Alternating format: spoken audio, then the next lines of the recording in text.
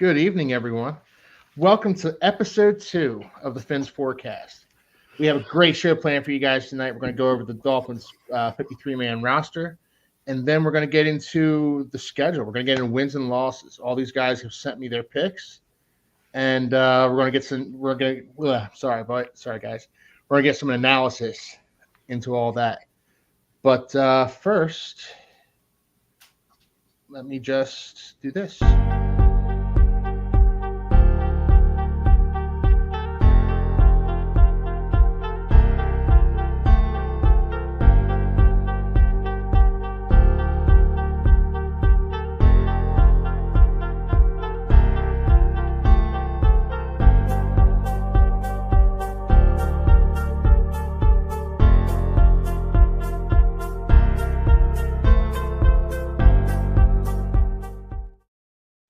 All right. Good evening, everyone.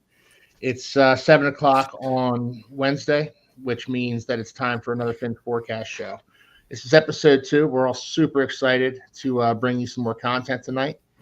And so look, the 53-man roster was just released yesterday. I want to get you guys' reactions on all that because there's a lot to talk about. There was some Dolphins only kept 4 wide receivers, which I was pretty surprised about. Kept 5 running backs, including their fullback Alec Ingold. Cut guys like Nick Needham, Eric Ezukama, guys that we kind of wanted back. They also cut Blake Ferguson, which confounded me, but I think we're probably going to get him back, hopefully. But just want to talk to you guys about it real quick. Anthony, what are your thoughts on that? Yeah, and somebody reminded me actually on Reddit that we did that to John Denny like over and over and over and over again because it's just like, Blake, you're going to be back, prepare like you're going to start week 1. We're just going to churn the roster for the next 2 weeks, and then we'll bring you back right before the first week, right? So I wouldn't be surprised if he's even still in the building, honestly. That wouldn't shock me. Sitting in the parking lot. Yeah, I don't know, dude. They could probably just give him a guest pass for 2 weeks, right? I don't know what the rules are, but yeah. Hey, the Nick Needham call. I didn't honestly know I was going to be right on that, but I'm taking it, bro. Absolutely. Awesome.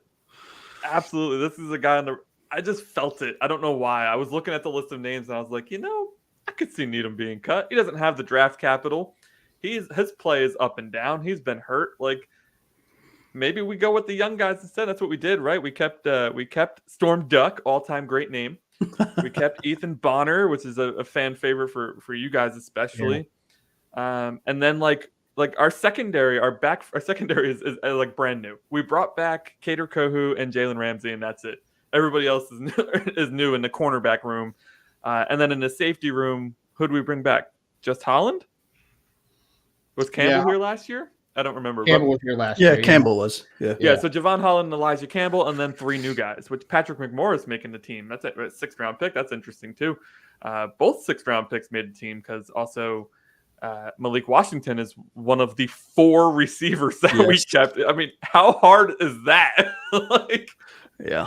Insane. So last thing I'll say on this is that it's really funny. We talked up a lot of guys who we said, we would love to see them make the team.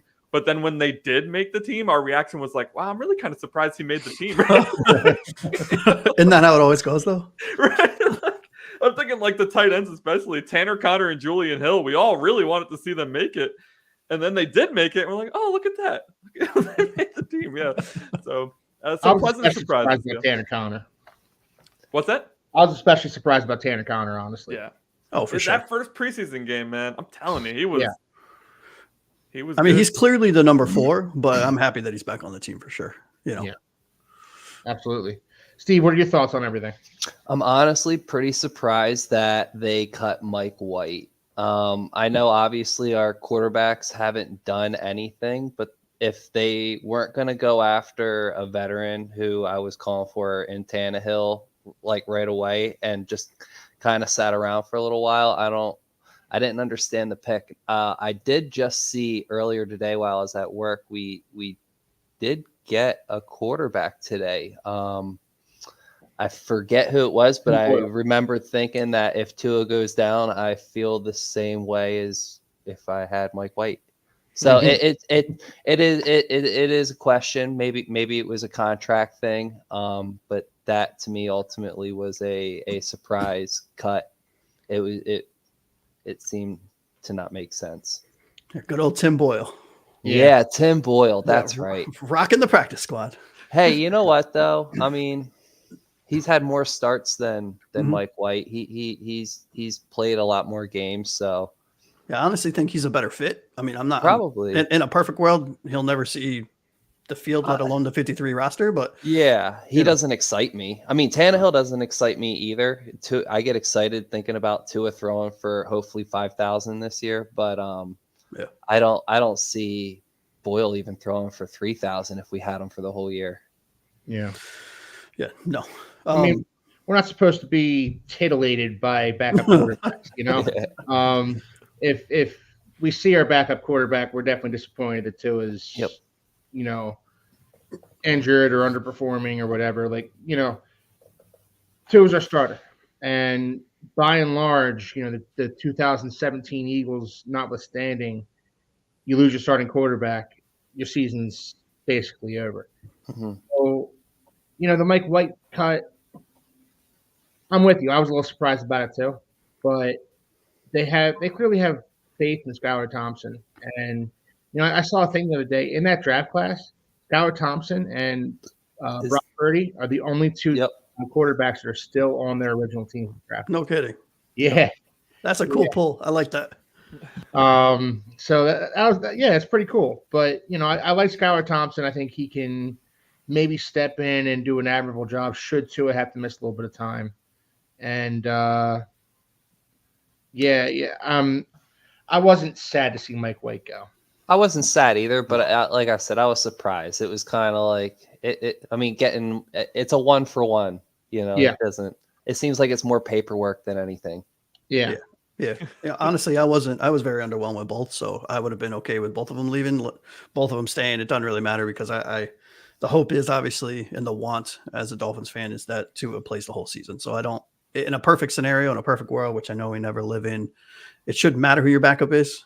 I personally think that they're not done. I think that the Dolphins clearly approached this first version of the 53 as let's identify the young players that we have confidence in, that we want to develop, that we don't want to lose. Let's get rid of everyone else and then move them to practice squad, move them to injured reserve, because some of the ones that they kept, the rookies or the first year vets, some of them are injured. So I personally think that this roster is what it is now is going to be nowhere near what it looks like come week 1, day 1. Yeah, I would agree with that, Josh. What are your other thoughts on the cuts and everything? Shocked at how many linebackers we kept. I mean, an absolute mess of them, which I think is great. I think it speaks to the type of defense we run. I think our DC is known for, or at least the scheme that he comes from and the scheme that he imitates to an extent, is turn and burn. So go out there, give us 1,000% of your effort for 5 plays in a row, and then we're pulling you, and we're going to throw one on. So it's just you're always getting guys in there that are fresh, so they don't get tired. The wide receivers confuse me. I think especially with the scheme that Mike McDaniel runs, we know he needs wide receivers, but I think this speaks to the same thing. Maybe they know something we don't about Craycraft, for example. That's another one that could come back. Maybe they know something. Well, I mean, OBJ is out for 4 games, so that doesn't matter. I know we signed the IR, I think. Well, no, he's designated for return, I think. Yeah, designated for return. Yeah, so he can come back any time. I'm pretty sure that's how it works.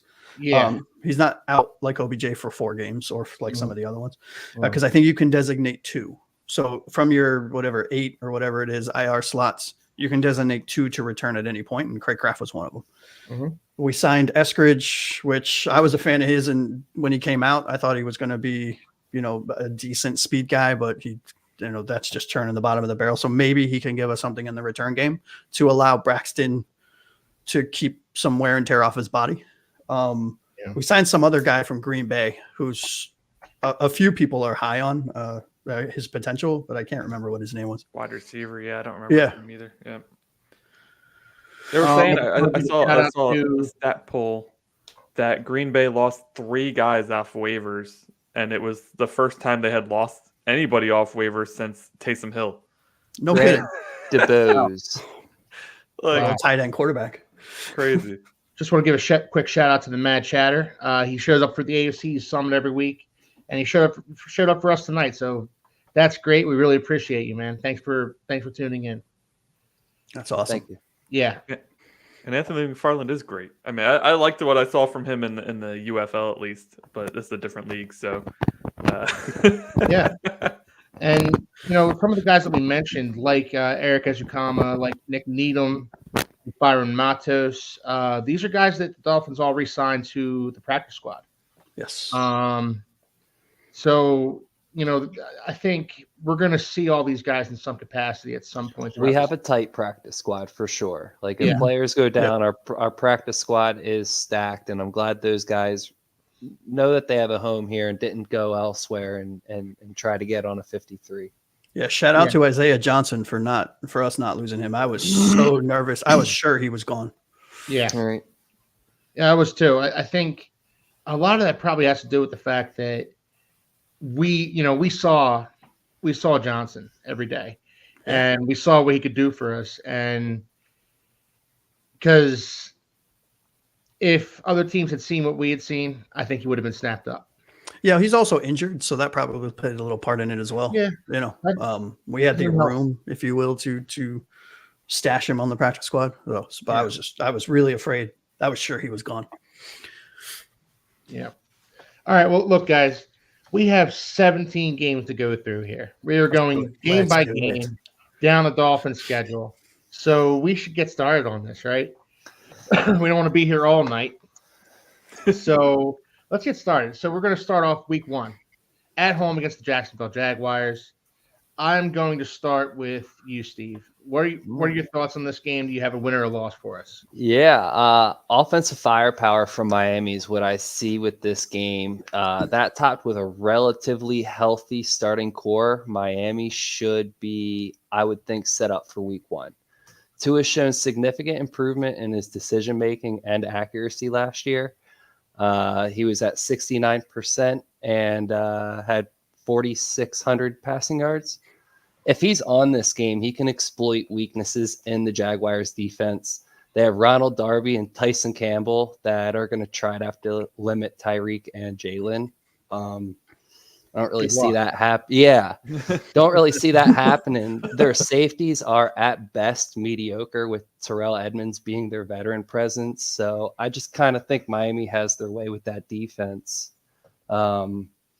I think they create an exciting first game of the season for us Dolphins fans, and we get the win. Awesome. Josh, what are your thoughts on it? Yeah, I'm right there with you, Steve. I think it's a dub. I have a score prediction, 31-21. And my takeaways, honestly, I was a little pressed to pick this game at first, because when you look at Doug Peterson's record in game 1, he's 5-2. When you look at Mike McDaniel, he's 2-0.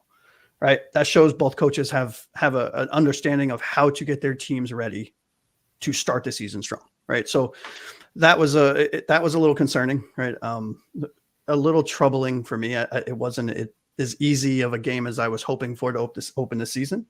But I think Miami has home field advantage, which is huge, as we all know.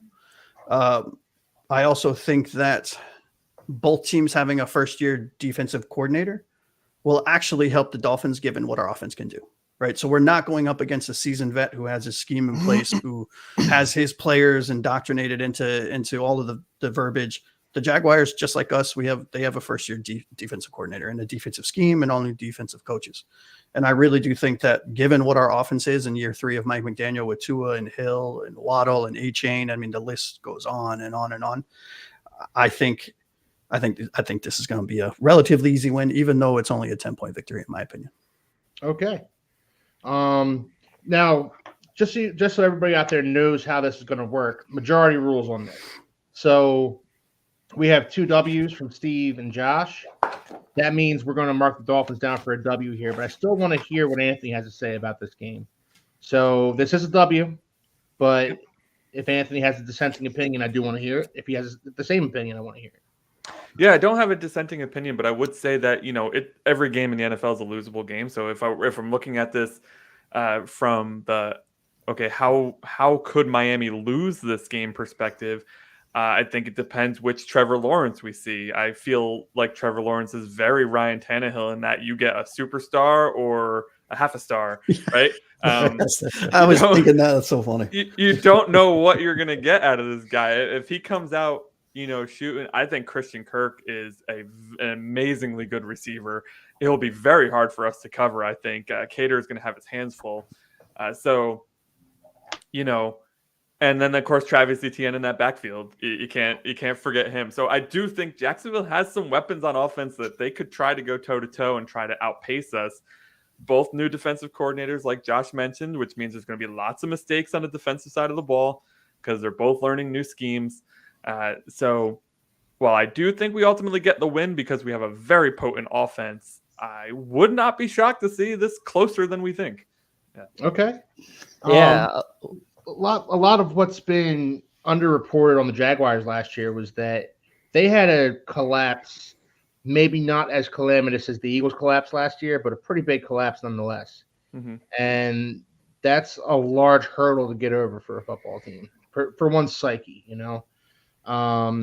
So yeah, this is going to be a fun game. It's going to be probably a closer game than I think people think. Steve, what were you going to say?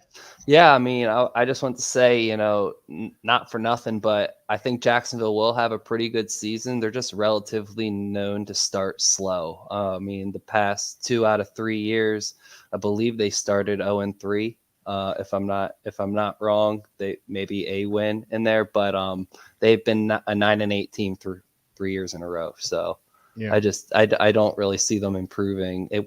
Miami knows best. Once you are in that mediocre slot, it's so hard to get out of it.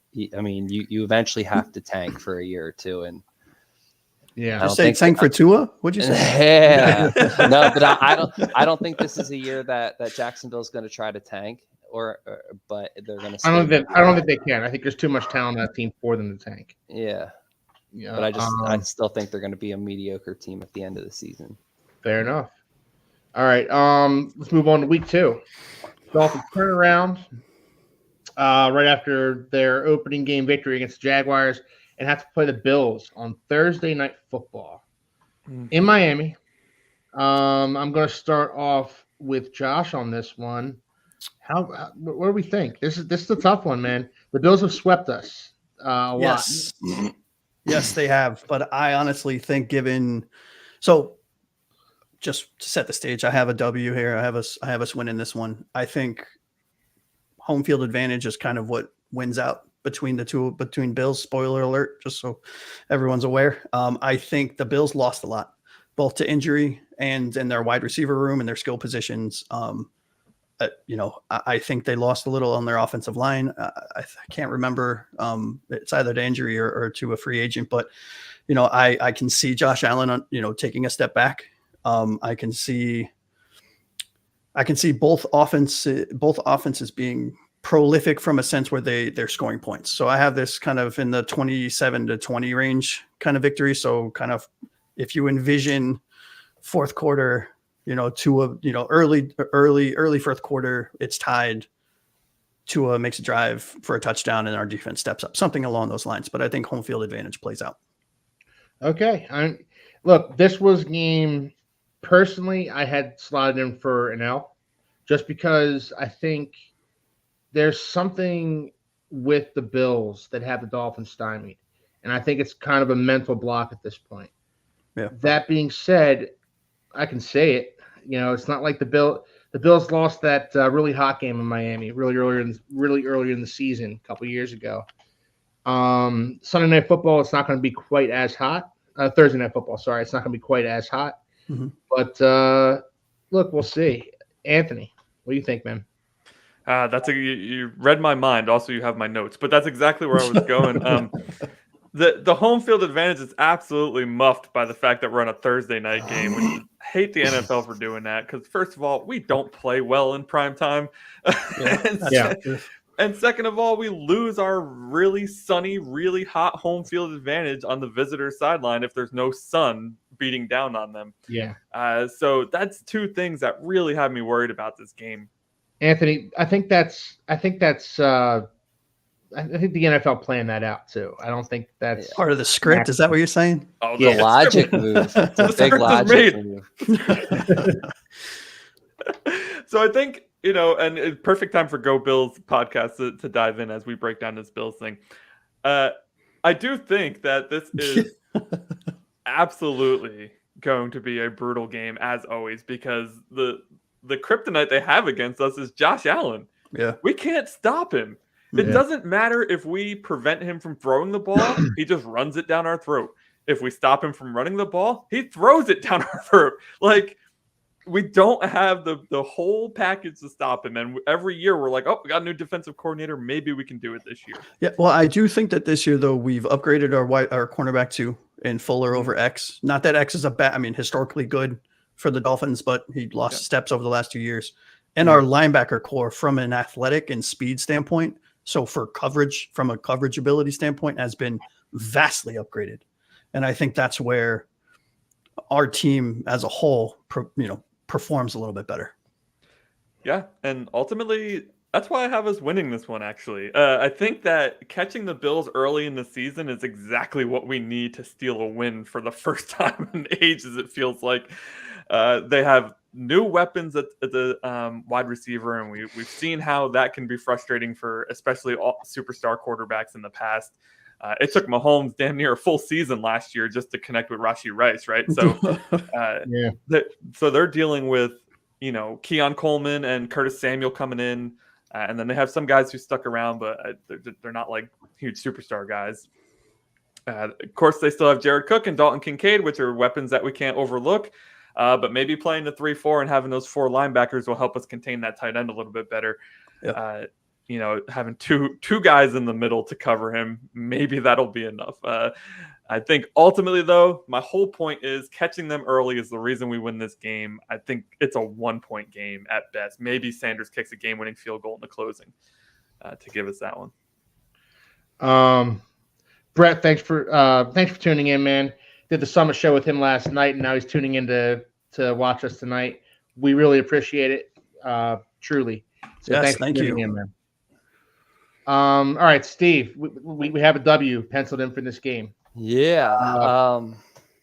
I have the W as well, but I think it's going to be the momentum, staying home for 2 straight weeks. If Buffalo was away for the game prior to going to Miami, it would probably be a little easier on us, but unfortunately it's not. And they also have a guy named Sean McDermott. He's a crafty head coach. He's a fantastic head coach, and Josh Allen responds incredibly well to him. They're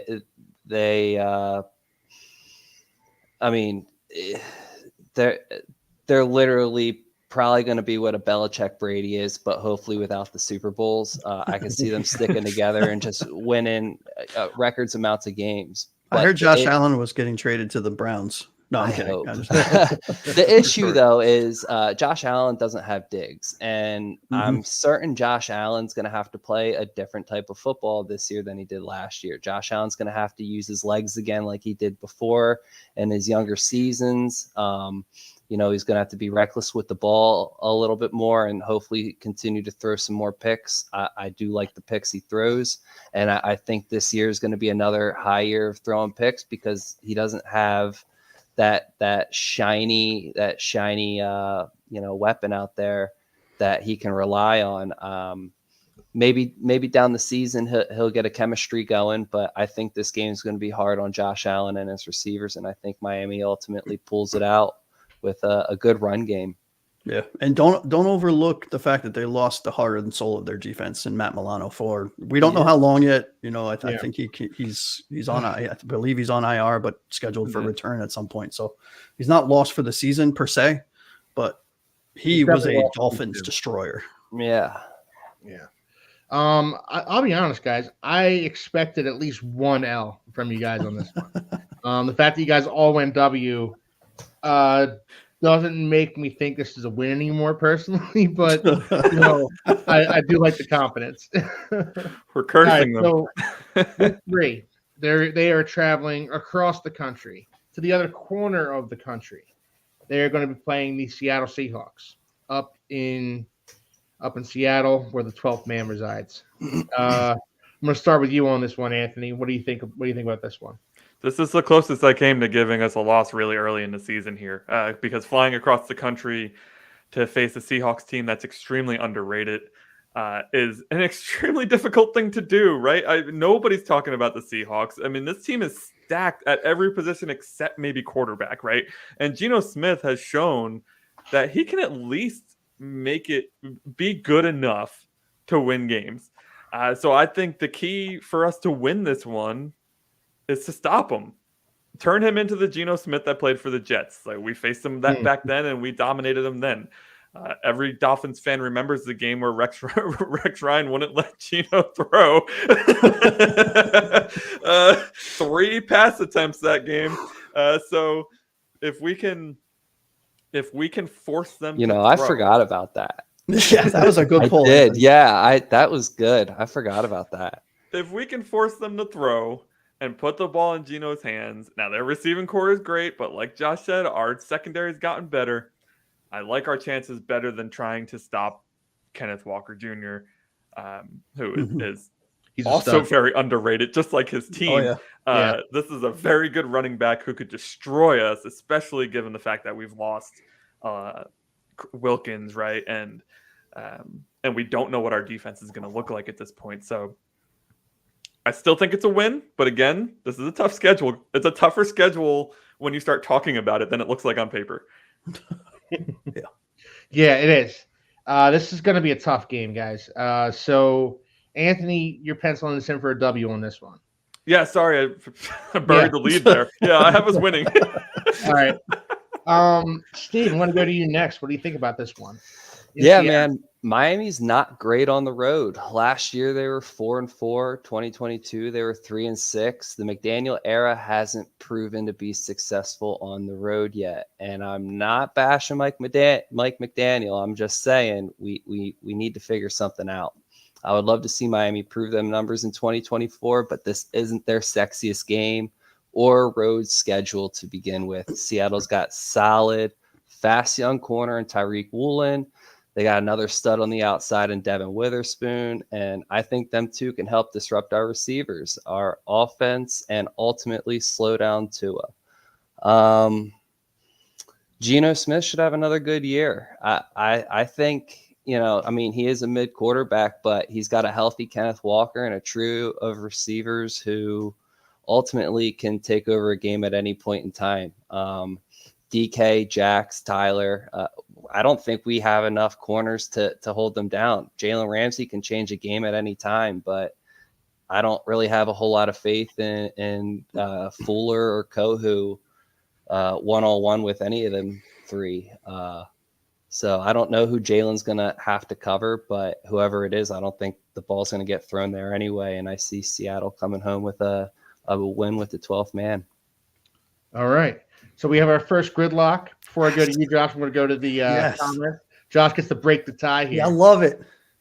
So, Mike, thanks for tuning in. We really appreciate it. Mike, Sean, thank you for tuning in. These are all guys from Nickel City Mafia coming in and supporting us. So we really appreciate it, guys.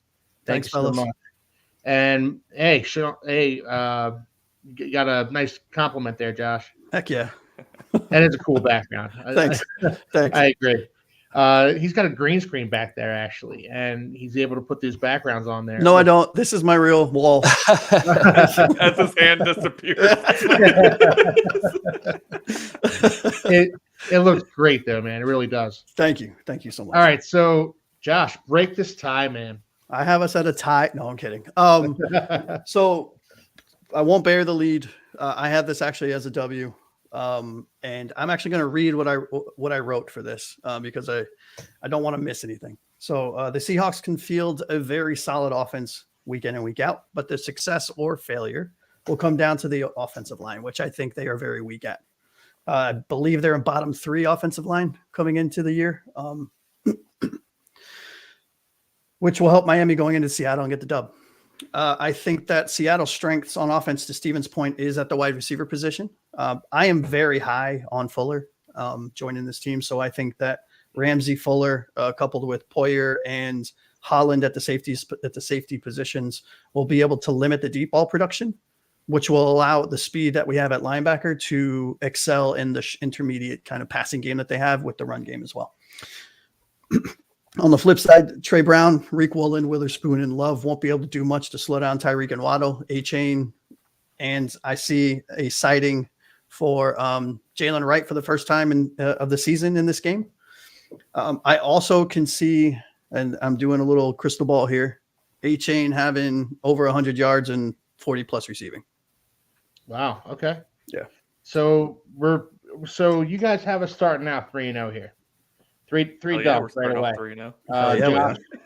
Josh broke the tie, so we have 3-0. So if I'm understanding this, how the universe works, it's 3 L's, right? Yeah. Don't do that, dude. I hope not, man. This is going to be a very melancholy show if that's the case. Yeah. They start off 0-3. We're gonna be so mad. Yeah. It's gonna be a dark day. The 20-minute show. Yeah. All right, guys. We're the Dolphins. See you later. Anthony, you have something you wanted to add to what Josh said? Yeah, second show in a row, actually. Steve, you've made some disparaging remarks about Kader Kohu, so I'd like to kind of hear more about your, dare I say, hatred towards. I don't Darth have a hatred. I don't have a hatred. I remember more plays of him getting burnt than I don't. I have a vivid memory of seeing the back of his name chasing the back of somebody else's name, like I just see it on TV way more than I'm comfortable with. Whereas, X at the end of his last season, I was starting to see that. But I mean, from the start, that's all I've seen from Kohu. I've seen a few good plays, but I think they're few far in between. Maybe the plays that he's not getting exploited on, he's doing some good defensive work, but quarterbacks love throwing to him. I feel like his rookie year was really good, and then in true Dolphins fashion, they're like, Injured. "Yo, this guy played really well in his rookie season. Let's change his position." Right? Yeah. But he's also coming. This is year 2 back from a severe injury. He was balling out before his injury. Yeah. I do remember. Mike asks, "Is Poyer starting?" Yeah, he's going to be a starter for as long as he can play. I mean, For how long? Yeah. He is 33 years old. He's not the player he once was. He's not the player he was with Buffalo, but I think he's still a decent starting safety in this league. And I think he's going to start. I think he's going to split time with guys like Marcus May, guys like Elijah Campbell, maybe even Patrick McMorris if he starts to develop a little bit more. But for now, Poyer is most definitely the starter. He's more like a player coach out there, honestly. He's going to be coaching this young secondary. If May plays like he did in the preseason, I mean, he's gonna be pushing for that spot sooner than later. Yeah, absolutely. All right, so we're gonna move on to week 4, guys. Tell me if you've heard this one before. Monday night against the Titans. I know we all have nightmares. We all have nightmares about that game last year. I still do. I wake up with night sweats over it all the time. Changed our whole playoff outlook. It did. It really did. We would have won the division if we would have won that game last year. So we're going into this game, week 4 against the Titans. We're 3-0. We're flying high, and I think we got a little bit of revenge on our minds. What do you think about that, Steve? I am so happy that we are doing it again on Monday Night Football primetime TV. If there isn't, Roger didn't help us out with putting the Jets at the very last game, but he also kind of gave us a bone here and is like, hey, here's some redemption. And I think Miami's going to take all the redemption. We get a W here. I don't see any way around it. Titans still have a tough football team, But Will Levis is a gamer, but Tony Pollard isn't Derrick Henry, and they're going to have to change up their way of playing.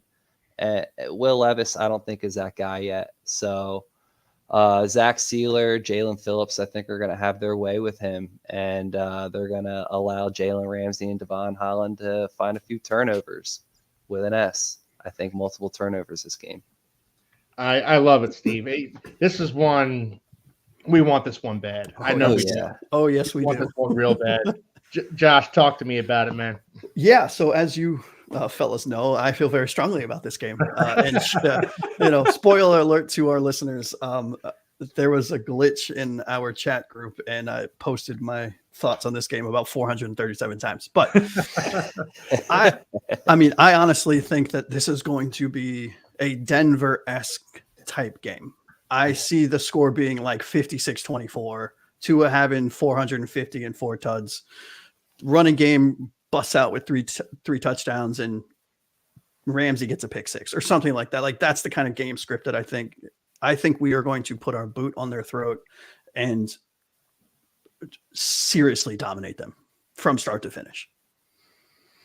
I love it. I absolutely love it. Now we haven't penciled in for a W here, but Anthony, I want to hear your thoughts on this one as well. I'm curious to see what they look like. Brand new coaching staff, Bill Callahan coming over from Cincinnati, right? So I want this revenge game as much as anybody. I tend to agree with Josh. I think it's going to be Denver-esque.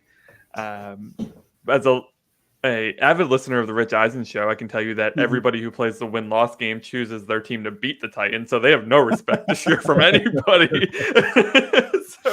But you know what? Like, I look at this team and I don't really see that much talent. And the people talking them up are talking about the receiving core, which I just see Calvin Ridley, who we have no idea what he is anymore because he's a walking injury.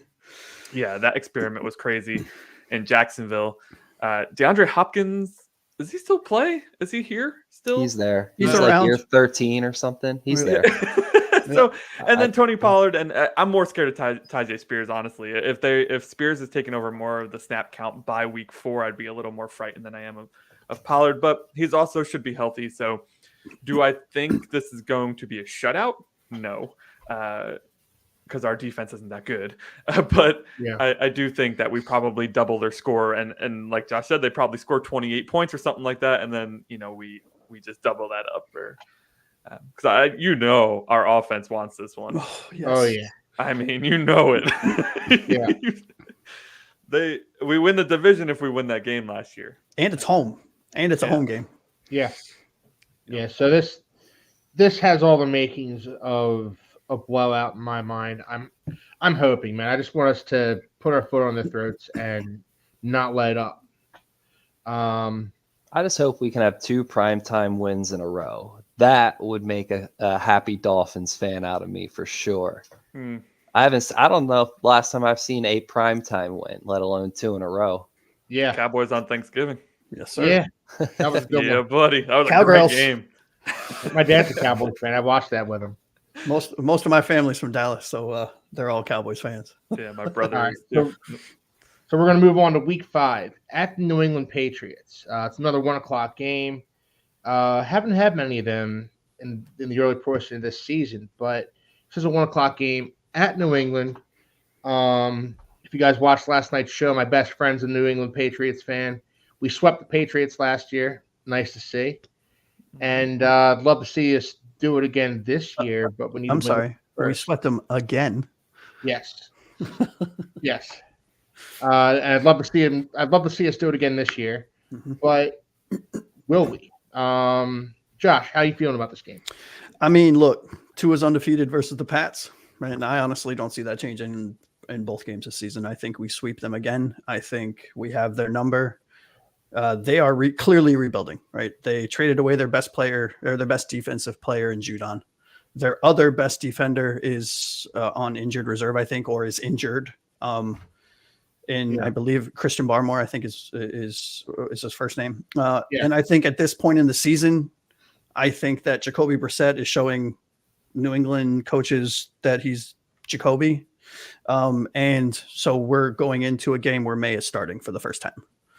And so you couple a rookie head coach with a young offensive coordinator, with a young rookie quarterback, with no wide receivers.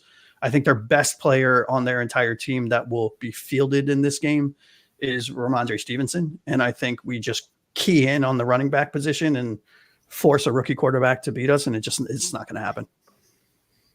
I love it.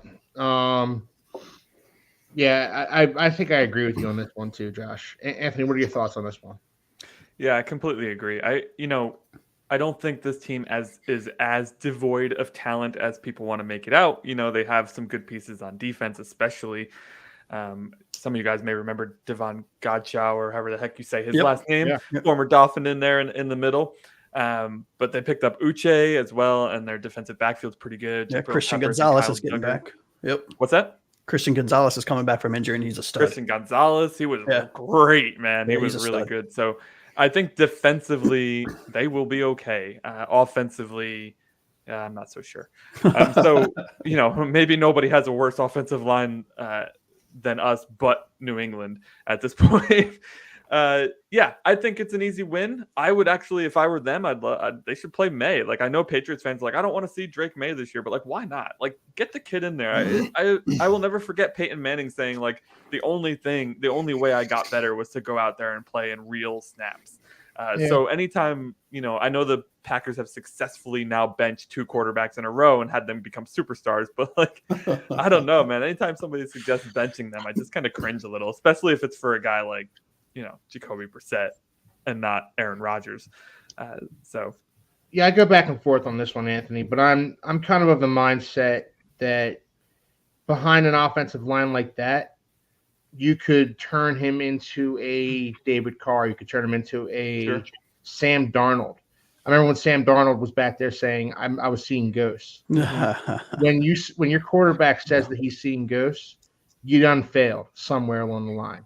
Whether it's your weapons or your offensive line or your coaching, somewhere along the line you failed this guy. And for Drake May's sake, I think they should sit him, because that offensive line is bad, and he will get murdered behind that offensive line. Whereas Jacoby Brissett, he's been doing this a long time. He's, make him the sacrificial lamb. He's been getting murdered for years.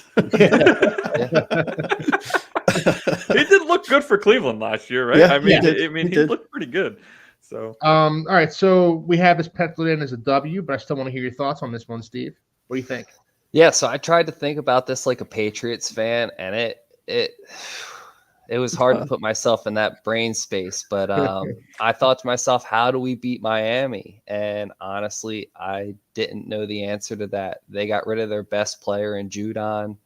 Their head coach is probably still their best linebacker, and he's as close to a Super Bowl as they're going to get.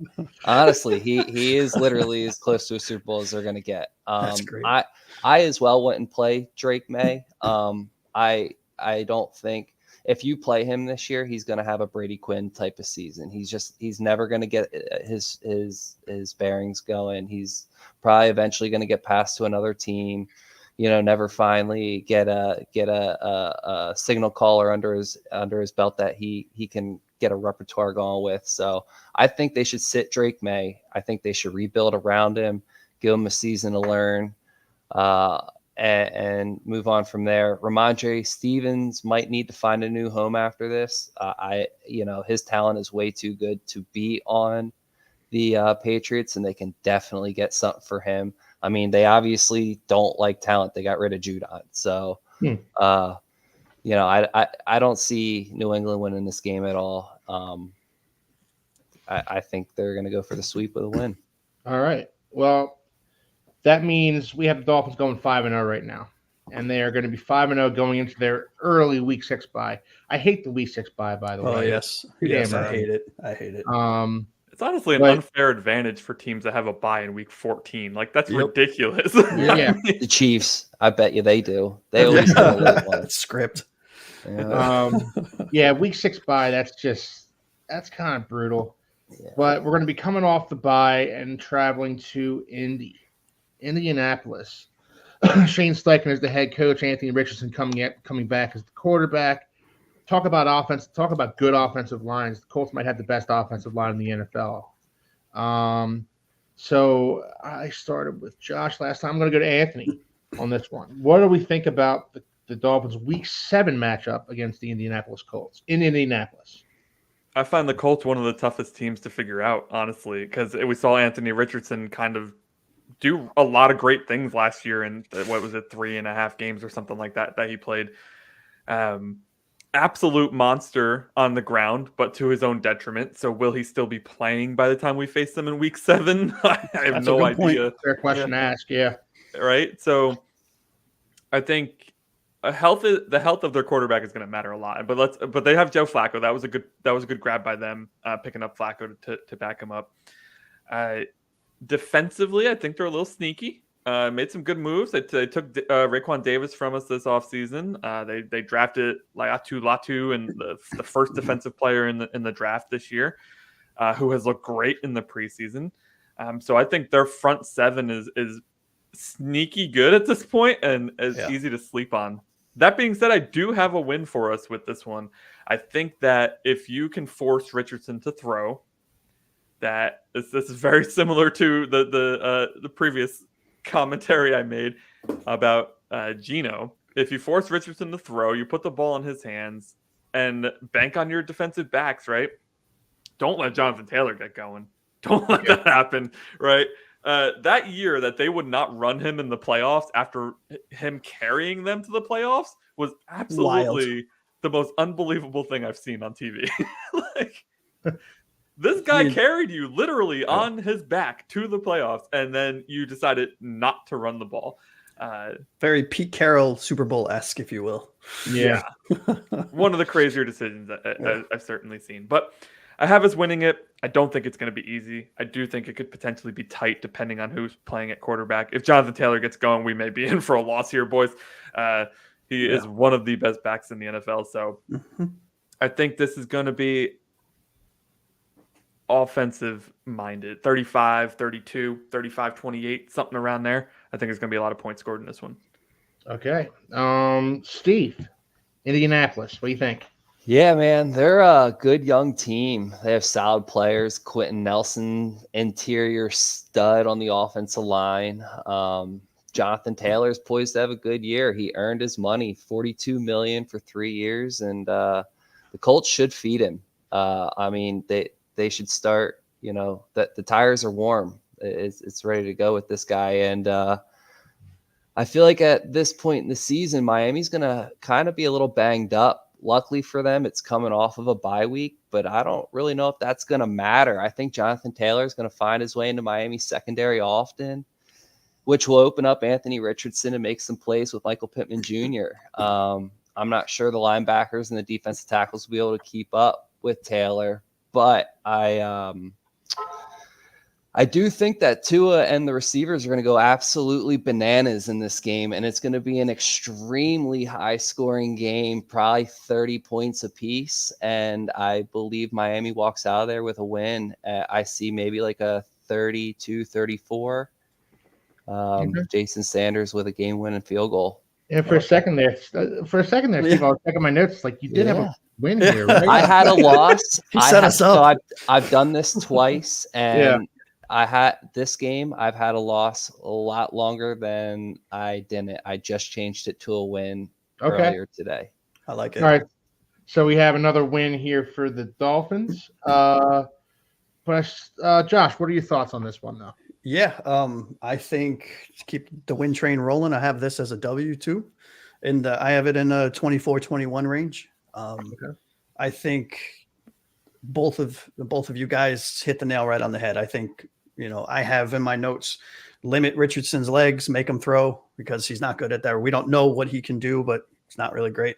I personally think Jonathan Taylor is one of the top 2 running backs in this league. Mm-hmm. However, I don't know if he's healthy for this game because he has not shown, and I don't think he's been healthy for a full season in years. I could be wrong. I did not fact check that statement, but he is just consistently hurt, whether it's little stuff that keeps him out for a game or bigger stuff that keeps him out for most of a season. I think in a budding trend, at least from my notes on every game so far, I think our upgraded speed at linebacker helps us especially given Richardson's when the pocket starts to collapse on him, he doesn't reset his feet. He takes off running. So because we have 4 linebackers and all 4 linebackers and even our edges are fast, all have speed, I think we can contain him very well, which is to Anthony's point and Steve's point, make him beat you with his arm. He's not going to do it. I think this game, I actually have it written down, Jason Sanders with the late field goal for the win. I see it close myself. I don't think it's an easy win. I think this is probably one of our toughest, hardest fought wins that we're going to have to get through. Absolutely. I mean, look at what they do every year on the defensive side. They always feel people like, who the hell is that? But their defense is always very good, and I don't think that's going to change. It's a tough stretch right here coming out of the bye. Oh, we're going to talk about the next 3 games we talk about are all really tough. It's a tough stretch. So we're going back home after the Indianapolis game, and we're going to be playing the Arizona Cardinals. Now, this is a Cardinals team. They are underrated by a lot of people nationally. I think you have to understand when they got Kyler Murray back last year, they looked like a completely different football team. They ran the ball effectively. Kyler Murray looked good throwing the ball. And then they started to compile draft picks. Their offensive line's looking better. They draft Marvin Harrison Jr., who, for my money, is probably the best wide receiver prospect we've seen since Megatron. Good call out. I think I love what Marvin Harris Jr. brings to the table. He is the total package as a wide receiver. I think he's going to hit the ground running as a wide receiver in the NFL. And we have the Cardinals, Week 8 at home. I'm going to start with you here, Steve. What do you think here, man? I think Arizona might want to enact the mercy rule. I'm just going to be plain and simple. Yeah, I'm going to be plain and simple. I think the Kyler Murray project is over. I think the Cardinals stink. I think they got Marvin Harrison Jr. He's ultimately going to be a stud in this league, but not this year. I could probably argue that James Conner is their best offensive player, and I don't think that is something to be excited about. Not Trey McBride. Trey McBride is my favorite player on their team. Yeah. I love Trey McBride. I mean, I think James Conner is going to have the stats that to prove that he's their MVP this year. But regardless, I think Mike McDaniel eventually just tries some new offensive tactics or something here. I think he gets fancy on Arizona, and Miami wins a fairly non-competitive game. Okay. I didn't see you going quite in that direction there, Steve. Yeah, I'm not. I don't love You're not the high Cardinals. on the Cardinals at all. No, I don't think. I think Call of Duty is going to come out about Week 8. Kyler Murray. Yeah, Kyler Murray's going to be gone, dude. Like, I don't. You're savage. I don't see it happening. What a savage. All right, Josh, what do you think about this game? Yeah, look, let me start by giving Arizona a little bit of shine here, right? I think Kyler coming second year back from he was injured last year. Sorry, coming back from an injury. I personally think Trey McBride is going to be a top 3 tight end, top 4 tight end in this league. I think Connor is a year older. That means a year slower in both the receiving game, which he is featured heavily in that offense, and in the running game. And Budda Baker, it would be remiss of me not to give a shout out to Budda Baker as one of the top strong safeties in this league. But I see this as a 10-point victory, and a relatively easy 10-point victory, 27-17-ish. Okay. You guys are making this seem a little easier than I thought it was going to. So this is a W, but Anthony, what do you think about this one? I'm truly shocked. I thought this was one of the harder games to predict for me. I think Arizona's everybody's picking Arizona to be a sleeper team, to be this year's Houston Texans. Well, I don't think that necessarily means it's going to become true. I didn't think I was going to meet anybody who's a bigger Kyler Murray hater than me. If you had asked my friends who's the guy in the NFL I hate the most, they would all say Kyler Murray. I don't like this guy at all. But it's hard. It's hard to combat how good this team got last year when he came back. Yeah. And that was without Marvin Harrison Jr. Like you said, for those who don't know who Megatron is, by the way, if you're a little younger, Calvin Johnson played for the Detroit Lions, was absolutely one of the most amazing receivers to watch play in my lifetime. I am so blessed that I got to see him play. Yeah, me too. If you want to know who made Matthew Stafford, go watch Calvin Yes. Johnson. Yep. And he did it in Georgia Tech. He did it in the pros. First ballot Hall of Famer, just stud. Unreal. I think Marvin Harrison's fantastic. I actually see this. I was looking at this game similarly to what was it 2 or 3 years ago when we had that shootout with Arizona that we won on like the face mask catch or whatever the heck that was, where they ripped Ryan Fitzpatrick's head off. That was a Raiders game, wasn't it? The face mask on. That was the Raiders game. Oh, sorry, face mask was the Raiders game. What happened in this game? Like, I remember this game being brutal. It was like, wasn't it like 48-30? Yeah, like it was something ridiculous. It was back and forth. Yeah. So, I saw it being more like that. I saw it being high scoring. I think the Cardinals could actually be decent this year. I do still have it down as a win. But Kyler, man, if we're going to struggle against Josh Allen, I think, and his legs, I think we're going to struggle against Kyler Murray and his legs, right? I mean, we have too many running quarterbacks we're facing this year, and I don't like it. I'd like to talk to Roger. All right, so we have another win for the Dolphins. For those of you keeping track at home, the guys here have the Dolphins starting 7-0. 7-0, guys. We need another one of these sweatshirts right here, right? 2024. Let's go. Let's do it. But this is a potential loss coming up here. Week 9 at the Buffalo Bills. Now, normally we play the Bills, we kind of bookend the Bills early and then late in the season. This year, we're playing the Bills in week 2 and then week 9. We're getting them out of the way. That being said, we have the Jets later on. We have a couple of Jets games later on. Not looking forward to them, but we are going to Buffalo in week 9. Shouldn't be too cold up there in Buffalo. What are our thoughts on this one? I'm going to start with you on this one, Josh. Yeah, honestly, simply put, until we win in Buffalo, I mark this down as an automatic L. I'm not saying that we can't field a competitive team against Buffalo, but they are a different animal at home. I think, I can see this being a 13-24 type game. It's still going to be a loss. But I think Waddle and Hill probably have a few key drops in this one. And that kind of takes us out of the our rhythm offensively. And Buffalo, like I said, with their home field advantage and their crowd there amping them up, it's an automatic L until we do it consistently. Okay. Anthony, what are your thoughts on this one? Yeah, I don't have much more to add. I'm not giving them a win in this. As much as I would love to say, we're going to go up to Buffalo and beat the Bills, I am not crazy. Listen, this is the game I hope I'm the most wrong about of any of the games. I would rather lose that first game in Miami and win this game if I had to choose than anything else in the world. But man, Josh Allen in Buffalo, early November, it's still going to snow. Don't worry. They're going to make it happen. I don't have us winning this one. Not much else to say on that. Steve?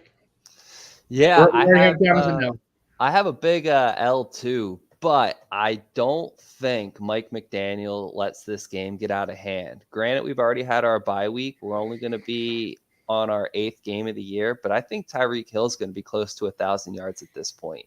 And I think he's going to put a lot of pressure on Tua, Tyreek, and Waddle. They might have them big drops. Like I said, I don't think they're going to win this game, but I think the ball is going to be in the hands of Hill more than it's not this game. I think he's going to try to do everything he can with some tricky, sneaky plays, but ultimately I don't think it's going to matter. And I think that Josh Allen gets his win. All right, so you guys have the Dolphins losing their first game in week 9. Hey, not bad, right? Yeah, I mean, I like it. I'll take 7-1. Yeah, I'll take it. Definitely. All right, so we're moving on to week 10 at the Los Angeles Rams on Monday Night Football. I'm going to start with you on this one, Anthony. What do you think about this one? Yeah, there's only one thing I hate more than a loss, and that's 2 in a row, and that's what I have happening here against the Los Angeles Rams. I think that we're coming off a division loss. We're traveling across the country, literally, like it might be one of the furthest points we travel, right, other than Seattle, which we already do earlier in this season. And then we're facing a Rams team that everybody had getting the first overall pick last year, and somehow we're fighting for the division. Did they win the division? I don't even remember. They did not. The 49ers did. That's right. 49ers won the division. So this is one of the best coaches in the NFL. There is a reason that Sean McVay's coaching tree is succeeding everywhere they go, right? So I think that the mix of losing to the Bills the week before and then traveling across the country and playing this team that is going to be prepared for what we have to offer. I don't even think the Rams are that good. But I think all of the outside pressures are going to be too much for us, and we take another loss. It's 2 in a row against the Rams. I don't disagree. I do think the Rams are better than you think they are, though, Anthony. I think the Rams are a dark horse Super Bowl team out of the NFC, actually. I know, and I just don't know how. Like, I look at this team, and I'm like looking at the roster. I'm like, maybe I don't know football as much as I thought I did because I don't know who half these guys are. Sean McVay, Puka Nacua, Cooper Kupp, Matthew Stafford, Harvin Williams. You know, like these are that they have a serious offense. By the way, Demarcus Robinson, like severely underrated. That dude showed up last year. A very underrated wide receiver over there. Yeah. All right, so Josh, Anthony has a loss here. What are your thoughts on this one? I hate to go against Anthony, but I have us back on the dub train. I think this is, genuinely, I honestly believe that this is a coin flip type game, right? I think both teams match up very well against each other. I think the coaching staff matches up against each other. They're kind of in each other's heads. I think if you look at the script that I have laid out for this season in my notes, you're coming off of a Bills game where you got stomped. Maybe not in the score, but you got stomped emotionally. And your players, your star players at wide receiver, both Waddle and Hill had drops. I think they come back in this game. They make up for it. I can see Hill having a massive game here, in the 140 type yard, 2 touchdown game. I can see Waddle breaking off an 70, 80 yard reception. Like that's the kind of the comeback game that I can see. I do have us eking this one out, but getting us back in the win bracket. Well, I'll say this: traveling to Buffalo and then traveling to LA, that's a rough stretch right there of travel. Now, Steve, you are the tie-breaking vote on this one, man. Drum roll, please. Yeah, man, this game is harder than people realize. The Rams are a serious team with some real talent, and this is another away game for Miami on primetime TV. That's a recipe that hasn't really been a good one for them. They're notoriously bad on primetime, and Sean McVay is probably the best coach in the league. He's a mastermind. I've seen videos where he can say a play from 2015 in the third quarter at like 8 minutes, 29 secons.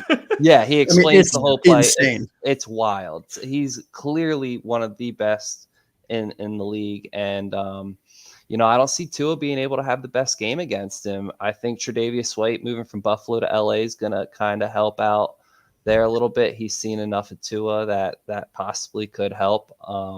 And I think Matt Stafford just has a nice, easy game. I see Sean McVay finding a way to win this game at home. Okay, so after starting 7-0, you guys have us penciled in for 2 losses here, 2 straight losses. Don't love it, but I like that we're being realistic about our chances here. Let's go to the comments real quick, guys. Looking at schedule, Mike here has us at 10-7, 2 losses to the Bills, loss to the Rams. Hey, 2 losses to the Bills. It's kind of our thing. That's kind of what we do. Loss to the Rams, Packers, Texans, 49ers. We're going to get to those games in a little bit. The Rams, Packers, Texans, 49ers. At best 11-6 if we split with the Bills. I want to split with the Bills, man. I want at least one win against the Bills this year. That's what I want most. out of this entire season. Yeah, low key, it is our Super Bowl. Every Bills game is a little Super Bowl sure in is. my heart. Absolutely. I buy myself a little personalized trophy on Amazon every time we beat them. All right, so now we're going to week 11 here. Back home, back to the friendly confines of Hard Rock Stadium against the Las Vegas Raiders. Antonio Pierce is the new coach. Gardner Minshew, basically Ryan Fitzpatrick without the Ivy League education. Or the swag. Yeah. The Raiders coming into town to play the Dolphins in week 11. I'm going to start with you on this one, Steve. What do you think? I actually circled this one for one reason only. I love Gardner Minshew. I cannot wait to watch him play. And honestly, it's going to be such a good time because he's going to be running for his life. I really think that the Dolphins are just going to be able to get to him. I don't really know where Oakland's offense is better than Miami's defense. And Miami, I don't know, has the greatest defense, but sometimes they're in that category for top 10, top 5 defense. They were there just 2 years ago. And, I think that Devontae Adams might be kind of checked out by now. I don't see a whole lot of Raider hope at the thick of a AFC East title run for Miami. And I think Tua's going to let this one rip. I think Tua's probably going to throw for, about 400 yards if they let him. Otherwise, they're just going to run for another 200. And I see maybe even OBJ making a slight appearance with a touchdown here. There he is. Yeah. I'm hoping we see OBJ before week 11 though. Yeah, me too. I think we're going to get production out of him here is what I meant to say. All right. So Steve, you have us down for a W. Josh, what are your thoughts on this one? Yeah, I actually have this down as an L. I think that Christian Wilkins' revenge game coming back, I think him paired with Max Crosby is a nightmare with our offensive line. I mean, it's keeping me up already. And we haven't even started week 1. I think that I can see them both having 2 or more sacks in this game. I think that this is reminiscent of kind of old school football where it's very low scoring, very defensive heavy. Both offenses can't get their groove going. I see us losing this game 17-10, kind of in that kind of range. Yeah. That sounds rough, man. I mean, I know the Raiders have, they've improved their defense and everything, but I'd love to see us score more than 10 points against them. No, I just think it's one of those games. We have them every year. We have at least one of them every year where on paper it should be 30-10. And for some reason, a couple 3 and outs to start the game, a running game, maybe it's a fumble, recover, not a lost fumble, but it gets in their head and just stuff is in the mud. Think that Pittsburgh game from, what is it, a decade ago, where it was just all mud and rain and gross and we couldn't get anything. That's the kind of game that I can see happening here. Okay. I think 17 points is fair for the Raiders. Yeah. I think that's probably fair for the Raiders. So we have another tie here. Anthony, you're the tie-breaking vote here. What are we thinking? Yeah, I get to be the tiebreaker here. And Josh, I hate to disagree with you, but I think you're out of your mind, dude. I think the Raiders are fighting for the number 1 pick this year. I don't care how good their defense is. This offense is atrocious outside of Devontae Adams. And then you don't re-sign Josh Jacobs. You could just fill that void easily, right? Absolutely insane. We won this game. We've just played them in November of last year, which is crazy. I feel like we don't play the Raiders that often. 2 years in a row is nuts. And it was low scoring, 20-13. Mm-hmm. Mr. Ramsey had 2 interceptions for us, though. We had 3 total against Aiden. So I see something similar, right? I don't think Gardner Minshew's that a huge cut above Aiden O'Connell, to be honest. As much as I love him, sorry, Steve, I love Gardner Minshew, but I do too. I don't think he's a very good quarterback. Yeah. We're going to look up in 10 years, and Gardner Minshew is going to be one of those guys like Ryan Fitzpatrick that played for 12 teams over his career. But he's a favorite across the league. Yeah, of course. I want to see him wear the Dolphins aqua and orange at some point, be Tua's backup for a little bit. That'd be great. I'd love that. Hey, it's still not out of the realm of possibilities.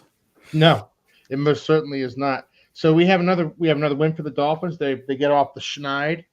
8-2 for the Dolphins. Going into a home matchup against the Patriots. First back-to-back home game since week 2. Oof. For the Good Dolphins. pull. Good pull. Yeah. It's kind of brutal, actually. Like Steve was talking about how much traveling they're going to be doing. I didn't really put it all together until I kind of went down the schedule like this. It's a lot of traveling, but they are at home against the Patriots in week 12. I'm going to start with you on this one, Josh. What do you think about this one? Yeah, real quick. I didn't realize that we only have 2 back-to-back stretches. Everything else is away, home, away, home, away, away, home, away. That's crazy. It makes we have a hard road schedule this year. I did not put that together. Jesus. Yeah. I mean, look, I'll keep this short and sweet. 31-10. This is another blowout. You know, I think at this point, if May wasn't starting in game 1 in the first game, I think May is one of the rookies, whether it's May or whether it's Milton, is starting in this game. Whether it's due to injury or whether it's the Patriots are just at this point trying to see what they have to see if they can build around a May or see if they can build around a Milton. This is a embarrassment. All right, Anthony, what do you think, man? Yeah, I'd love to say this is the NFL and every game is close and give that whole spiel, but it's not. We win this one. Let's move on to the Packers. That's what I'm saying. Yeah. All right. You know what? We're not even going to spend any more time on this thing. Then. Yeah. The Dolphins are 9-2 going into the Thanksgiving night matchup against the Packers. We're all going to be on Thanksgiving night. We're all going to be full of turkey. Oh yeah. Full of stuffing and pumpkin pie, sweet potato pie. Oh, hell yeah. Oh yes. And we're going to be sitting on our couches all fat and happy. Are we going to be happy after this game? Anthony, are we? No, we're not. It stinks. You know, listen, the Packers are really the Packers remind me a lot of us, a young up-and-coming team, right? They're really catching their stride. Very surprising last year. Jordan Love just kind of had a very roller coaster type season. Started hot, then got crap, right? And all you see is Packers fans being like, "I don't think Jordan Love's the answer. It didn't work. Like the Packers don't know what they're doing." And then he's leading them to the playoffs. So another year for Jordan Love at starter. I see this game a lot like the Cowboys game last year, back and forth, back and forth, back and forth. And it's going to be perhaps the team with the last possession is going to get the win here. The biggest difference I see with the Packers compared to the Cowboys game is that the Packers don't make as many mistakes as the Cowboys. We were riding on those Cowboys mistakes in that game. So if the Packers make one less mistake, then they get one more point and they win this one. And I see a close one. It's going to be entertaining. It's going to be a fantastic Thanksgiving night. But unfortunately, we're going to go to bed a little weepy. I remember when the Dolphins played the Packers on Christmas 3 years back and ruined my damn Christmas. Yeah, Steve, are they going to ruin my Thanksgiving? Yeah, Steve, talk to me, man. Yeah, so it's cold. It's away. It's a primetime game. Jordan Love. I think Jordan Love's the real deal, but I can't wait to see if we're a top 5 defense. You know, I was asking about that earlier, and we do have some of the key components. Contrary to popular belief, I don't hate Kader Kohu. I just don't have a whole lot of hope in him. If he ends up having to fill in on our outside, I don't think we have our top 5. But regardless of that, the Packers, they have a solid team, man. They just got Xavier McKinney, and he's an excellent complement to Yair Alexander. Rashawn Gary isn't exactly a walk in the park, and you got to earn your paycheck against a guy named Kenny Clark. You know, he's definitely a problem. And if Miami's going to win, they're going to need a healthy A-Chain. They're going to need a healthy Raheem. They're going to need a stable O-line. And, I mean, this game is winnable, given they win the mental battle with the cold. But I think this game ends up coming down to a gamble with Mike McDaniel, and I think it fails. I think Mike McDaniel loses the game for Miami on a 4th and 3 on the 32. Weather conditions aren't great. He's great. He loves going for 4th down. He But does. you know, He does. I see us wishing he would have went for the field goal instead. I All right. fade to the end zone to Tyreek Hill. Right? Yeah. Yep. I wouldn't have it any other way, man. Yeah. Give me that aggressiveness. Yeah. But I see it coming to not help us. I think we're gonna lose on a gamble. Josh, this is anonymous. Are all three of you it's really just going to sweet. ruin my Thanksgiving right now? Yeah, just be happy with your sweet potato pie because this is yeah. I think Jordan Love is rounding out into form. I think he has a similar season to what he did last year. To Anthony's point, I think he starts strong, maybe up until week 4-ish, kind of tails off a little bit, has some struggles with something, whether it's a nagging injury or whether he just is in his own head or something. But I think by this point in the season, when he plays us on Thanksgiving, primetime game, they signed Josh Jacobs, who, if he's healthy, is a stud. I think he is a problem at the running back position. I can see this being I will say this. I agree with Anthony and Steve that this is going to be an entertaining game, right? I can see this being tied going into the fourth, for example. And then they rattle off like 12 points or 14 points or something. And then Man. So I will say, looking at their schedule, one thing that could play in our favor is they played their kryptonite, San Francisco, the week before, who they cannot seem to beat. And then many people. And then they have a primetime game against Detroit the week after us. So we could ruin their season too if we can slip out a win here. That'd be great. Yeah. But I'll be honest, I had the Dolphins penciled in for a loss on this one too. I was only busting some stones, but all right. So after this, we're back home, and this right here, we're getting into the thick of the gauntlet, the end of the season gauntlet. I've been looking at these 6 games to end the season since the schedule came out, and I said I want the Dolphins to go 3-3 in these games.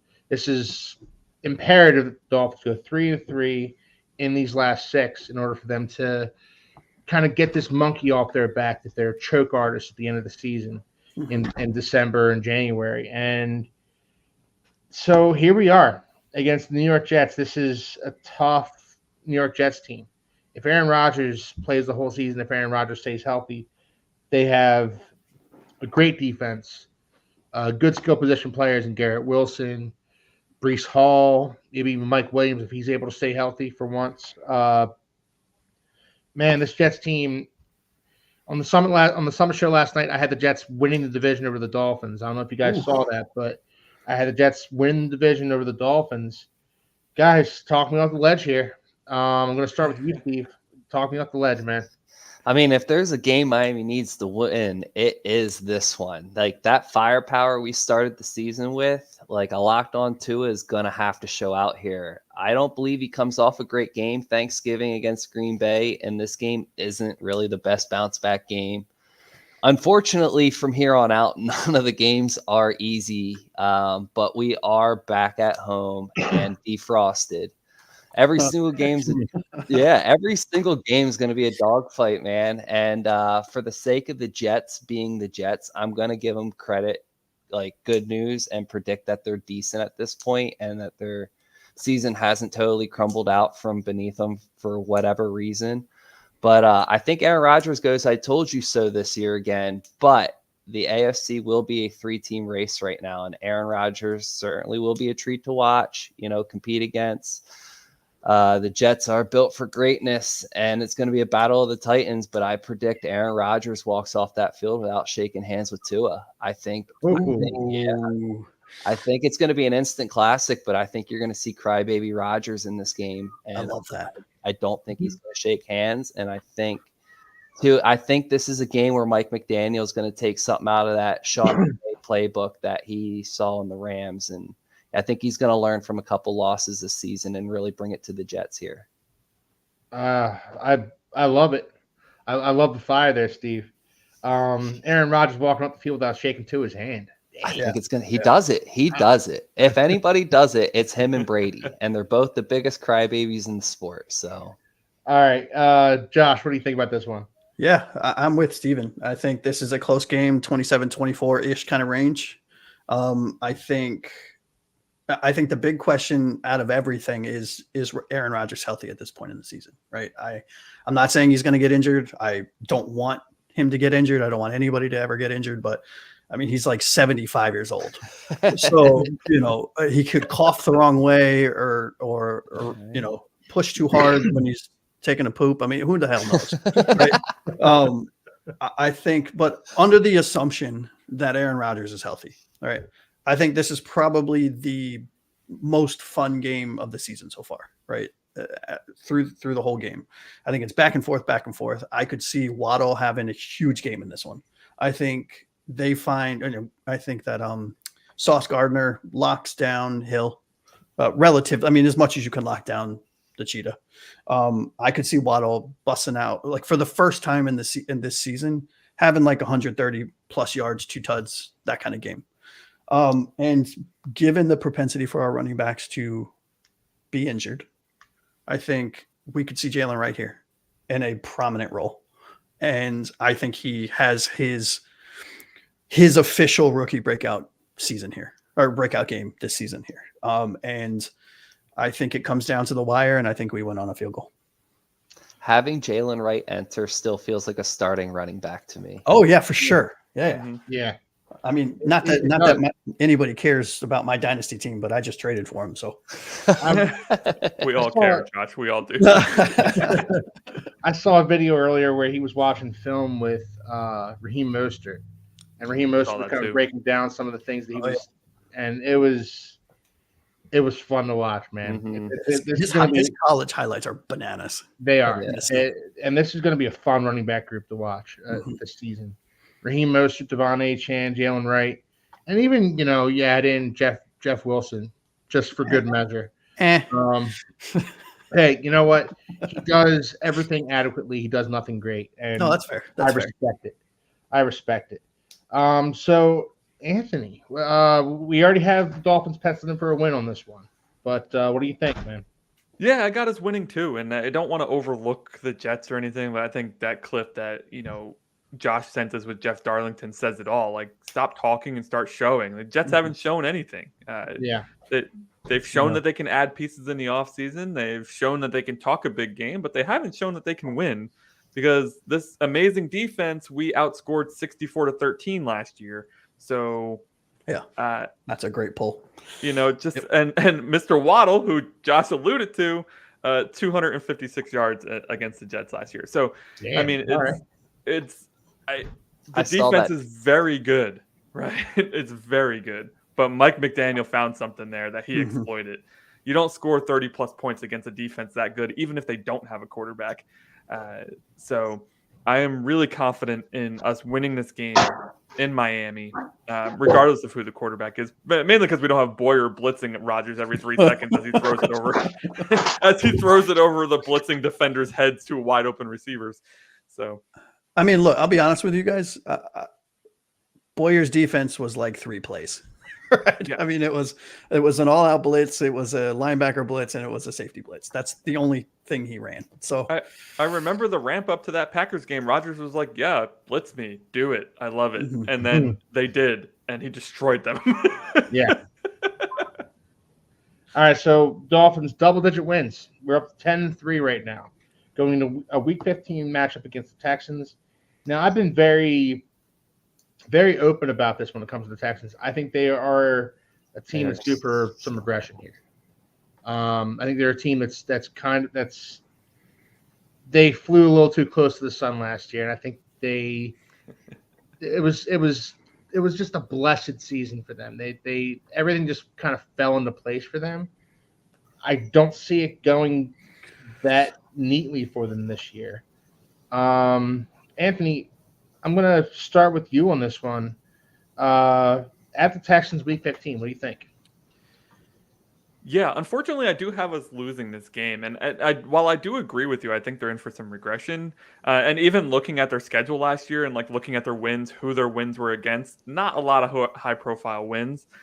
But if you looked at Miami's schedule, you could say the same thing about us, right? We've struggled to defeat winning teams. This one, to me, is exactly what that Arizona game was a couple years ago. This is Tua versus Stroud, point for point, yard for yard, who is going to throw that last touchdown. I think that their offense is as wicked as ours. And the defenses, I feel bad for the defensive players for this week. Maybe they should get some extra massages or something because they're going to absolutely be getting run all over the place. A high-flying affair that we just lose. I think Stroud gets it done in the closing seconds. Steve, W or L on this one?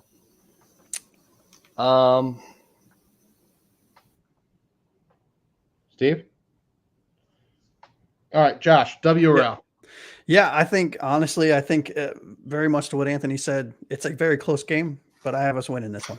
I think that this is very reminiscent of Ohio State, Alabama type. It's that kind of game, right? Yeah. I think, 38-20, 30 or 31-28, kind of 38-31, like that kind of score.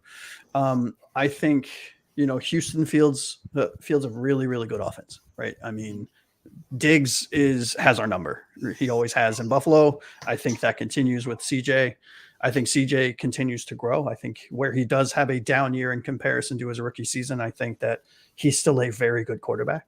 But to Anthony's point, I just see like Hill having like 230 yards, like an outstanding game from Hill into in the run game. And I think that we eke this one out in kind of the mid to late fourth quarter.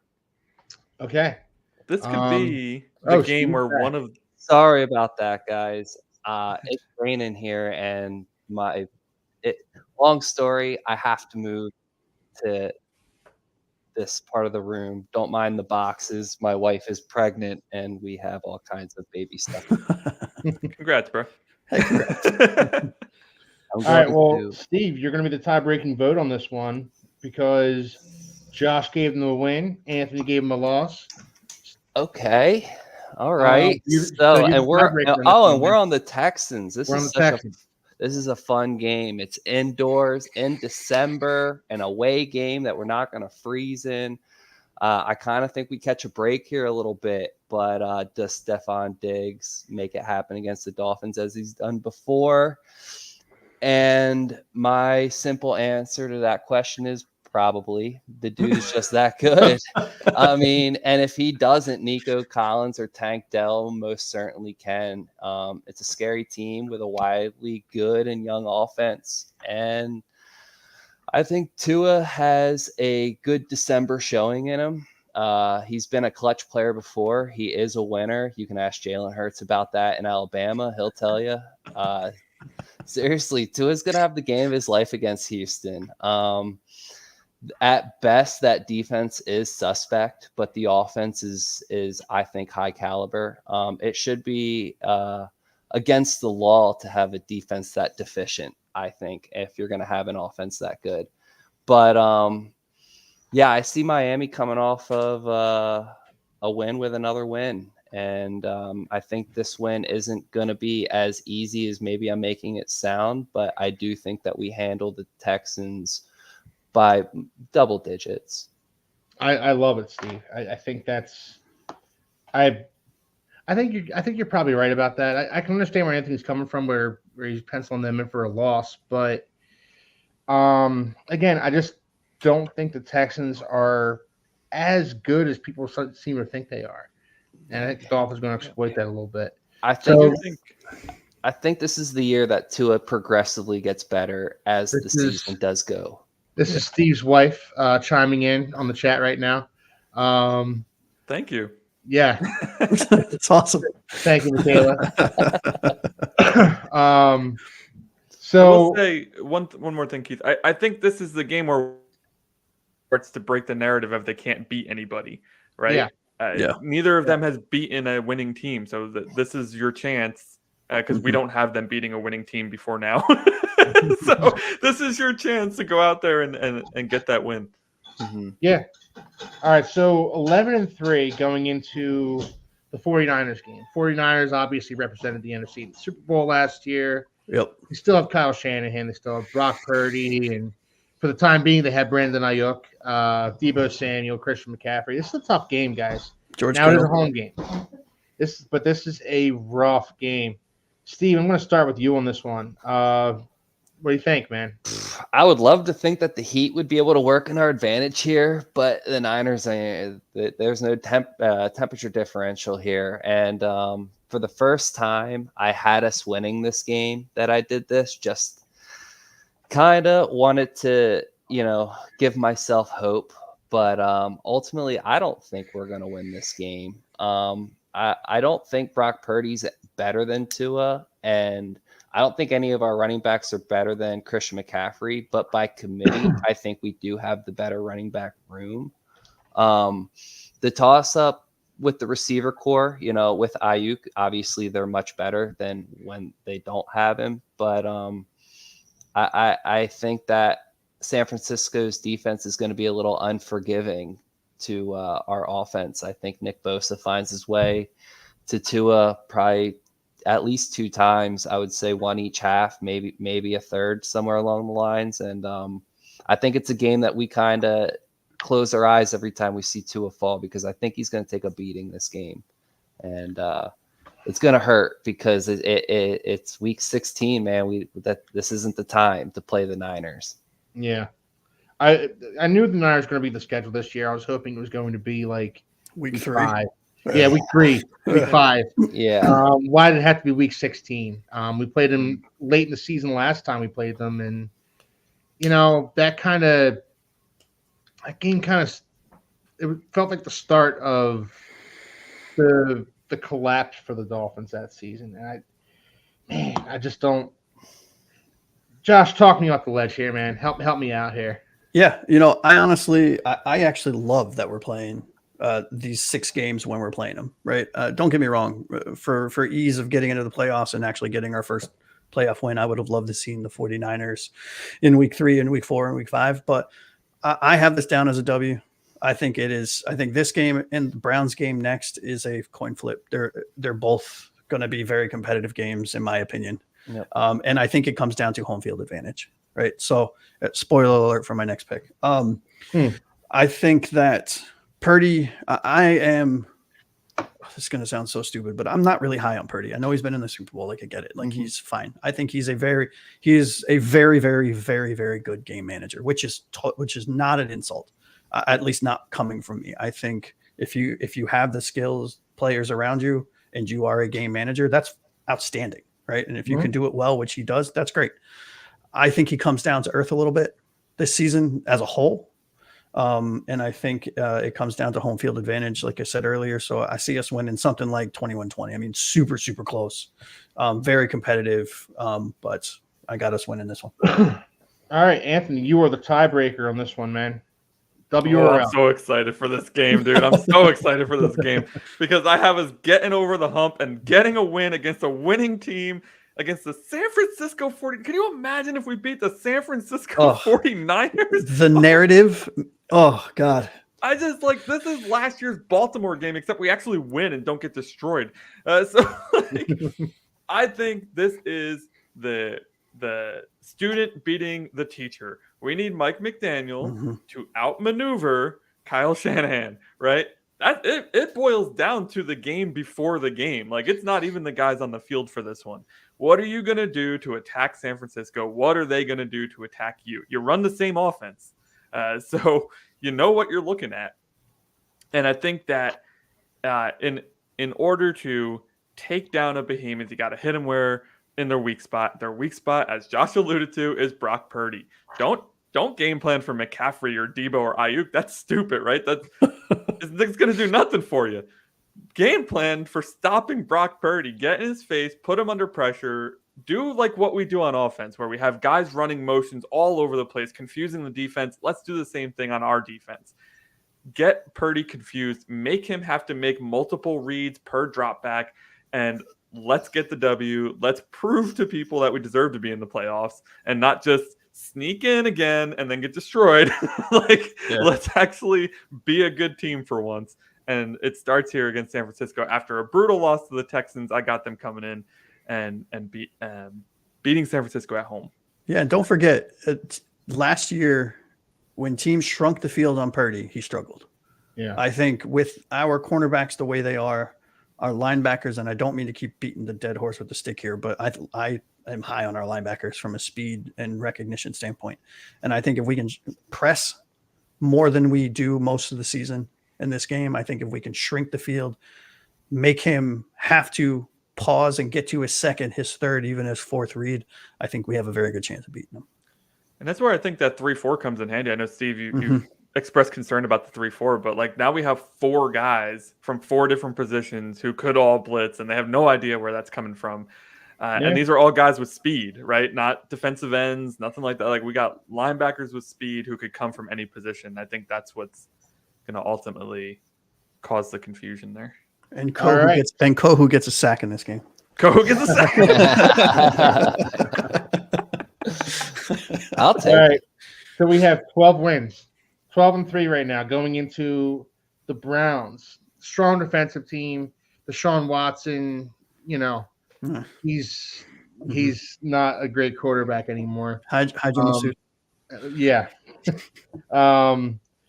So, but they are traveling to Cleveland on Sunday Night Football in, late in the season. It's going to be cold. It's going to be a cold game. Anthony, what do you think? I think we have too many traveling night games, and like, what is happening? Why are we on primetime at night at somebody else's stadium all season? But honestly, I'm not a believer in the Browns. I don't know how their coach, I think Kevin Stefanski, gets this team to so many wins every year, but I just don't see the talent. No Nick Chubb this year. Deshaun Watson is crap. And, their one big key on offense is Amari Cooper. I think he's still very good. But ultimately, I think there's a 0% chance the Browns offense can keep up with our offense. Like, not even close. I feel super strongly about this game that despite the cold, despite the travel, despite it being in prime time, which are all things we've struggled with, as Steve alluded to, I don't think it's close. I think we embarrassed the Browns in their house on prime time. Man, that would make me so happy. Yeah, that would be great. Josh, what do you think, man? Well, as I alluded to with the 49ers win, I think this is a loss. I think it comes down to home field advantage. 2 good teams going against each other. You're not going to win them all. I think cold night I think we put forth a good effort. But I just think that the Browns defense steps up, being at home, being end of the season. They're fighting for, in my guesstimation, the playoffs. And I will say this, I think that even though we lose this game, per my predictions for both the Dolphins and the AFC East, I think that due to a loss from another team, which I will not mention, I think we will lock up the AFC East even though we lose this game. But I do have us down for an L. Well, that leaves you, Steve, as the tie-breaking vote on this one. Cleveland Browns. So I do agree with Josh that this game will have some sort of playoff implications. There's nothing attractive about having to go to Cleveland in December in the cold. There's nothing attractive about having to play Cleveland. They play tough. They're full of grit. It's going to be a hard game, but in my eyes, we just lost to the 49ers. And we realize that potentially could be our last loss. Now, I know on here we got the win. Maybe that would skew a little differently here. But I think Miami plays this game angry because this game's going to have a little bit of that KC feel to it last year where it was cold, it was wet. It was kind of a game that we needed to win. And I think winning this game clinches an AFC East for us. All right. So we have giving us a win.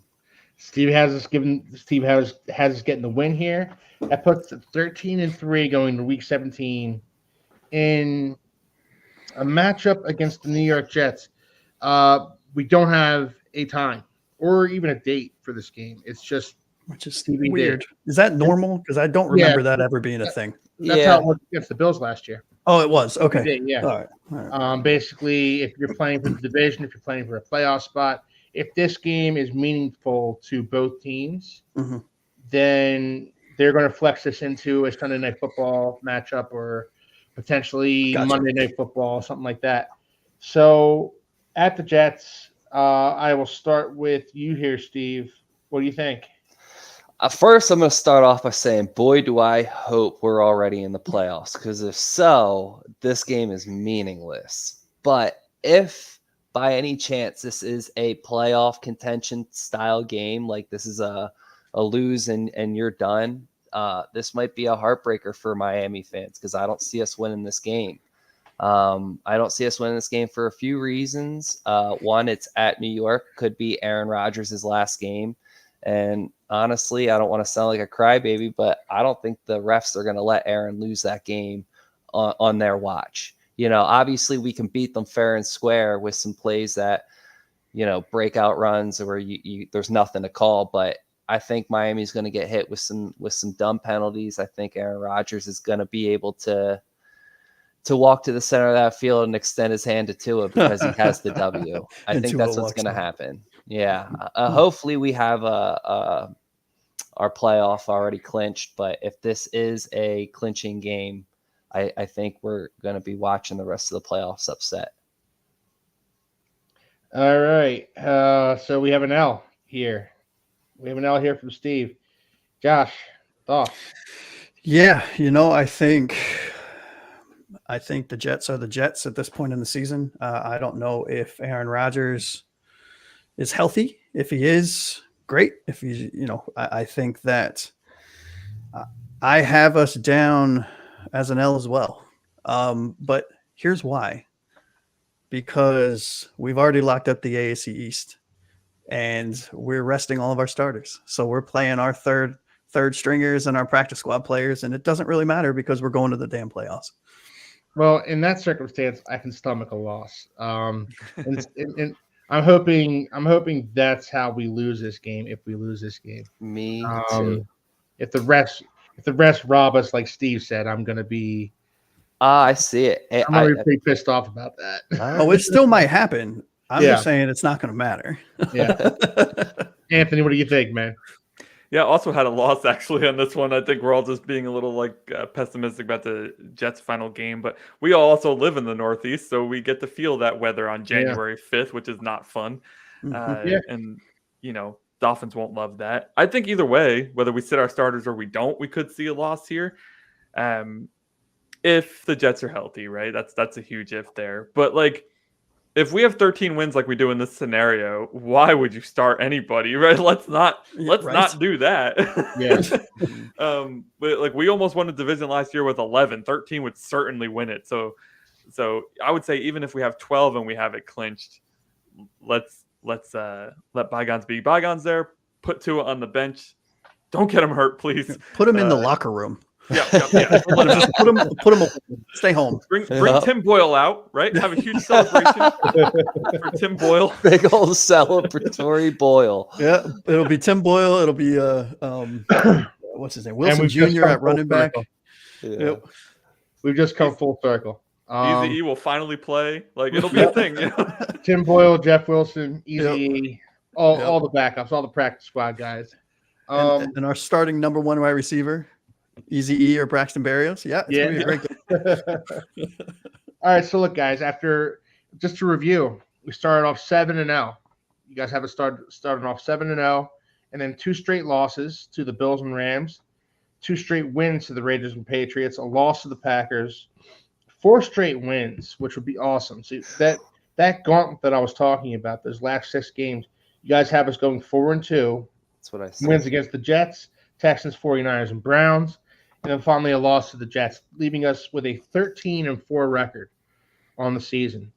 Look, I think all Dolphins fans, if you're out there listening, if you're out there watching, if you watch tomorrow or the day after, if the Dolphins get the 13 wins, I think we are all over the moon happy with how this season has gone for us. Mm-hmm. And we're going into the playoffs with a lot of hope in our eyes. Mm-hmm.